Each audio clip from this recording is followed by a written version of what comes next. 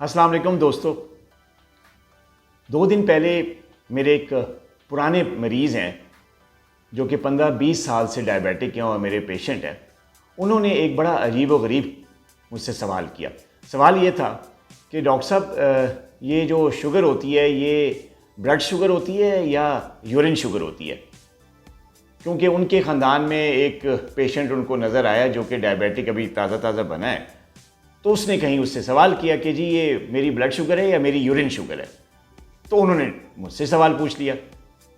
तो मैंने कहा आज अपने दोस्तों को बताऊं कि ये ब्लड शुगर क्या होती है और यूरिन शुगर क्या होती है, जिसको हम पेशाब वाली शुगर भी कहते हैं। देखिए दोस्तों, आज से 15-20 साल पहले जब ग्लूकोमीटर नहीं था, या उससे भी पुराना जब ग्लूकोमीटर से लोग कम अपना शुगर लेवल मॉनिटर करते थे, डॉक्टर हज़रात भी और पुराने पेशेंट्स भी यूरिन स्टिक यूज़ किया करते थे। एक ख़ास किस्म की स्टिक्स होती थी, उनको यूरी स्टिक्स कहते थे। वो भी इसी यूरिनरी स्टिक्स की तरह होती थी जैसे हम ग्लूकोमीटर में ग्लूको स्टिक यूज़ करते हैं। लंबी सी स्टिक होती थी, उसमें कलर वाले बैंड्स बने होते थे और जिसको यूरिन पे डाल के जो है उनके कलर में चेंज हो जाता था। जिनकी यूरिन में शुगर होती थी तो उनका कलर जो है वो डिफरेंट होता था, डार्क कलर का आता था स्टिक पे, और जिनमें यूरिन में शुगर नहीं होती थी तो उनका नॉर्मल कलर जो पहले होता था स्टिक पे वही आता था। तो इससे हम देख के मरीज़ों को का शुगर मॉनिटर किया करते थे और देखा करते थे कि आया शुगर लेवल कंट्रोल हो रहा है कि नहीं हो रहा। डॉक्टर्स भी यूरिन डिप स्टिक्स का इस्तेमाल किया करते थे और लोग भी घरों पे जैसे आजकल ग्लूकोमीटर यूज़ करते हैं, इसी तरह यूरिन स्टिक्स यूज़ किया करते थे अपने ब्लड शुगर को मॉनिटर करने के लिए, ताकि देखें कि शुगर कंट्रोल है कि नहीं लोग। तो ये जो यूरिन में शुगर आती है ये बेसिकली उस वक्त आती है जब ब्लड में शुगर लेवल जो है वो 180 मिलीग्राम या उससे ज़्यादा हो जाए।